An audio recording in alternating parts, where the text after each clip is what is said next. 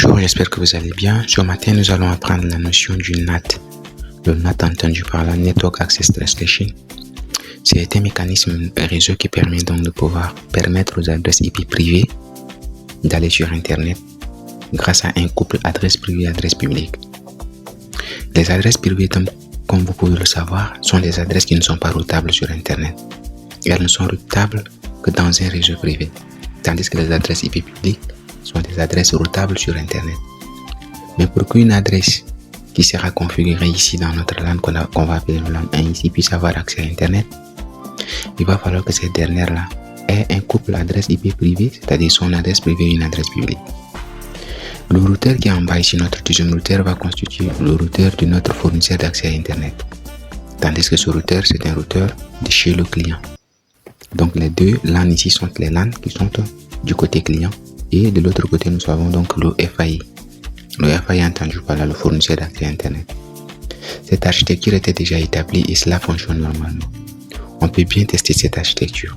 Je prends ce paquet, je le fais communiquer entre les deux. Vous voyez que ça fonctionne normalement, successful. Je laisse, je prends, je fais encore dans le même LAN, successful. Tranquille. Je le fais aussi de l'autre côté pour vous montrer que l'architecture a été déjà configurée au préalable.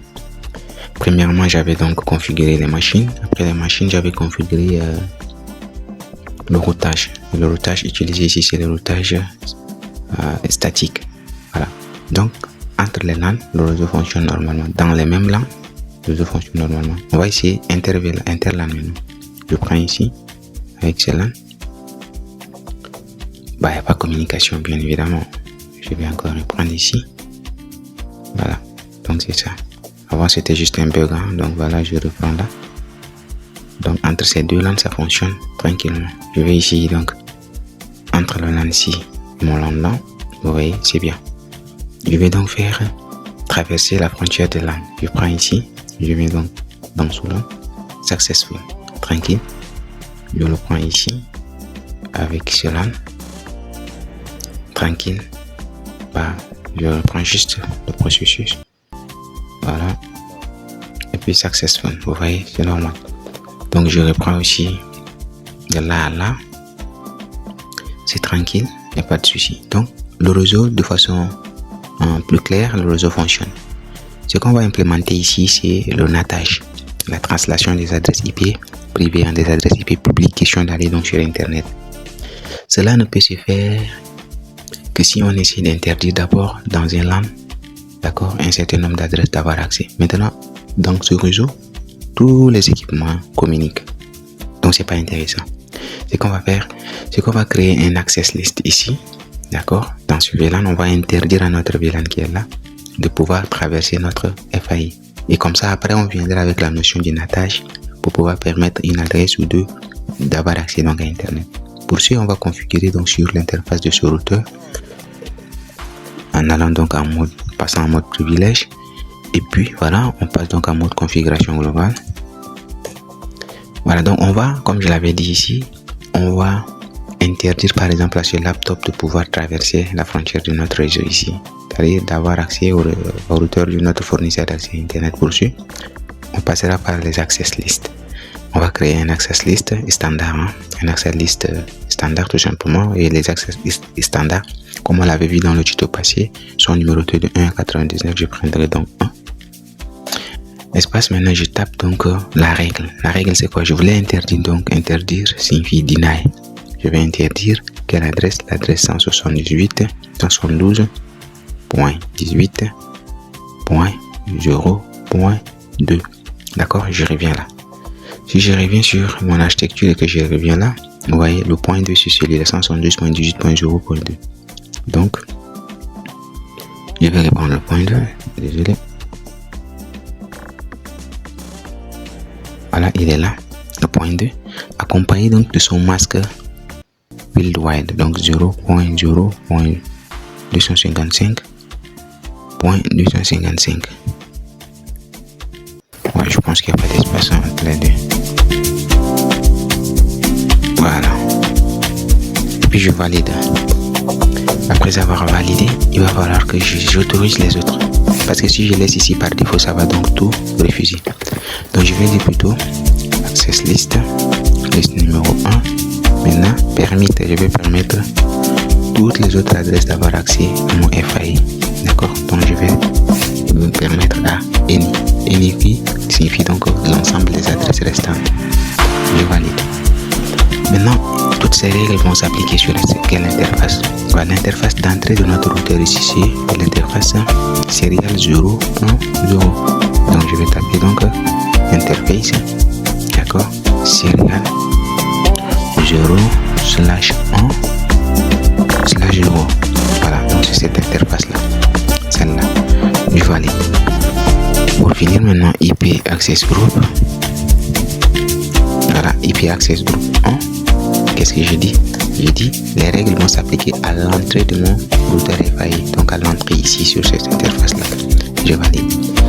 Après avoir validé, l'access list va s'appliquer. Qu'est-ce que je voulais dire par là? J'ai interdit l'adresse 192.16.18 plutôt, .2, d'avoir accès à ces LAN là, aux LAN qui sont situés de l'autre côté de mon FAI. Donc ça ne peut pas traverser FAI. C'est-à-dire le laptop qui est ici, le 172.18.0.2, ne peut pas aller sur Internet. Voilà un peu la règle qui a été définie ici. Bien, en revenant ici, je vais emprunter un paquet. Je vais faire communiquer ce laptop avec l'interface de mon routeur ici. Vous voyez ici que c'est Filelet. Je prends ici, je remets là, c'est Filelet. Vous êtes tous d'accord avec moi qu'avant, lorsqu'on avait fait communiquer ces deux entités, eh bien elles fonctionnent normalement. Maintenant, après avoir configuré l'access list sur l'interface ici, mon laptop le 172.18.0.2 n'arrive plus à avoir accès à Internet. Maintenant, la règle précédente, la règle qui va suivre, c'est de pouvoir permettre à cette adresse d'aller sur Internet mais en empruntant une adresse IP publique. D'accord? Or, toutes les autres adresses, même l'adresse de son sous-réseau ici, fonctionne normalement, ça va aller. Successful. Bon. Tape-t-il ici. Les adresses des autres sous-réseaux peuvent normalement communiquer. Tu vois, successful. Ici, successful. Voilà. En temps normal, ce laptop-là, le point 3, pouvait aussi aller normalement sur Internet. Voilà. C'est juste un bug. Juste un bug, ça va passer. Normalement, ça devait aller sur Internet. Il n'y a pas de souci à ce niveau.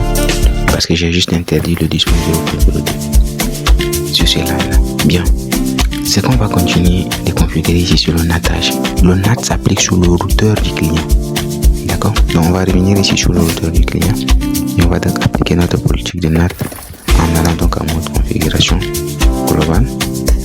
Et puis la formule donc, ou la ligne de commande qui permet donc de configurer le NATage ici, c'est IP NAT inside. IP NAT inside. Voilà, IP NAT inside source. Voilà, source statique, parce que sur le NAT statique qu'on est en train de configurer ici, source statique. On entre donc l'adresse source. Quelle est donc l'adresse source qu'on veut permettre? C'est toujours le 172.18.0.2. D'accord? Avec son masque de sous-réseau, bien évidemment. Et quelle est l'adresse donc qu'on veut que le NAT utilise pour pouvoir aller sur Internet? C'est le 100.100.1.2.3, ça dépend de nous. Maintenant, on va prendre tout simplement le 100.100.100. Par exemple 4. Et puis on valide.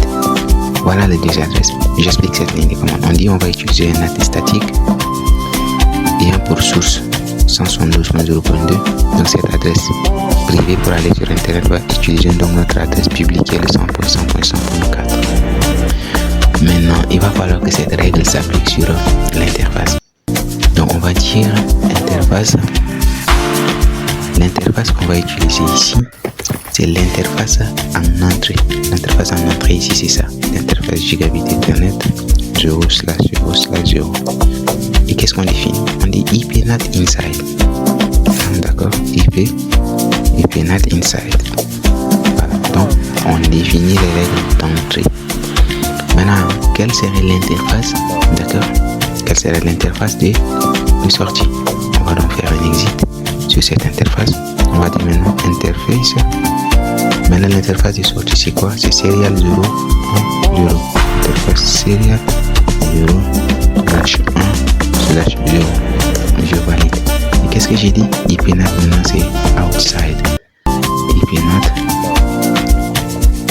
NAT outside. Je valide ici. Après avoir validé en temps normal, notre adresse où on a précédemment interdit de pouvoir aller sur internet, ici peut normalement aller maintenant sur internet sans souci. On va donc attendre 10 secondes et puis voilà, on va afficher la page et voilà, ça va passer. Donc en temps normal, avec les règles qu'on vient de définir, cette adresse maintenant peut désormais aller sur internet. Elle peut traverser le routeur de notre appareil. Je vais faire un delete. Voilà, je tape ici successful. Vous êtes d'accord avec moi que ça fonctionne normalement. Je prends encore l'action. Ici, je vais là. Successful. D'accord. Voilà. Successful. Bon, en temps normal, celui-là, je sais pas ce qu'il arrive, peut-être il y a un souci. Mais sinon, lui, il n'est pas touché. Voilà, donc c'est ça. Vous prenez là, vous tapez, et c'est bien. Tel comme vous pouvez le constater aussi, il va falloir qu'on essaye de voir en ligne comment cela fonctionne. Donc, pour voir cela, on va venir sur l'interface de notre routeur. Voilà ici. On va faire un exit. On va encore taper un exit. Et puis on va aller en mode debug. On va aller en mode debug IP NAT. Debug IP NAT.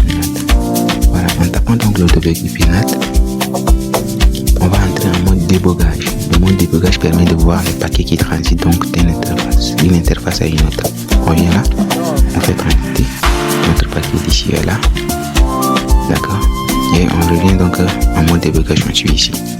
Je viens d'envoyer un paquet de laptop, de mon laptop 4 ici, c'est-à-dire le 178.0.2 vers le fournisseur d'accès internet. Donc qu'est-ce que ça dit ici? Dans le débogage, on dit que c'est le NAT utilisé par le 172.18.0.2 à traverser, est allé sur internet en utilisant donc mon adresse publique ici et en traversant donc le réseau, arriver jusqu'au LAN ici, à mon LAN 19 qui est ce LAN là. Et aussi, qu'est-ce que ça fait? Ça a traversé encore en utilisant un autre LAN, le LAN 18. Ici j'ai le LAN 18, j'ai le LAN 19, j'ai le LAN 17, j'ai le LAN 16. Donc voilà un peu le débogage en utilisant donc le LAN. Et si on continue de pouvoir, je vais réduire un peu la fenêtre pour que vous puissiez voir normalement. Je vais encore transiter les paquets ici. Et je vais rester en mode débogage ici, voilà. Quand je tape là. Et quand je viens ici, quand je viens là, voilà. Le mode débogage s'active. Et vous voyez la translation des adresses qui se fait donc à ce niveau-là. Bien, revenons donc ici. On va passer, il va falloir qu'on sorte donc en mode débogage. Parce qu'il faut retenir que le mode débogage est consommatrice de ressources. Donc on va rappeler la commande, mais cette fois on va taper no debug pour sortir du mode débogage. No debug. Bien, il va falloir qu'on puisse aller aussi voir les IP transités. Donc on va taper ici show IP NAT translation.